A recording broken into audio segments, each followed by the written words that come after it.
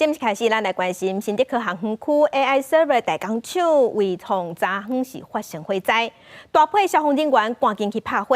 加在上尾班的员工，也佮有边仔公司的员工，计共464个人拢有顺利走出来，是无人伤亡。卫创嘛表示，这场火灾对生产是无影响的。目前伊嘛正在了解导火原因。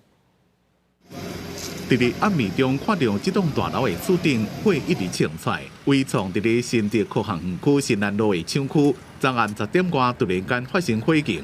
目击者讲看到厝顶的空调机导火，赶紧报案。消防人员赶到现场，除了甲伟创所有的夜班人员365人拢疏散，边仔阳明光学公司也疏散68人。听说可能是伟创那边发生的事情，对，然后后来我们当然就是先保证员工安全而已啦，起码我们的人都疏散平安。火虽然不被拍花，不过皇宫内面的残火，如果沿着光线炭烧，火烧甲正大，高烟也正臭，风一吹了，影响到新竹市东区甲新竹县。当地议员请民众甲门窗关好捌。10点半的时候经过这边。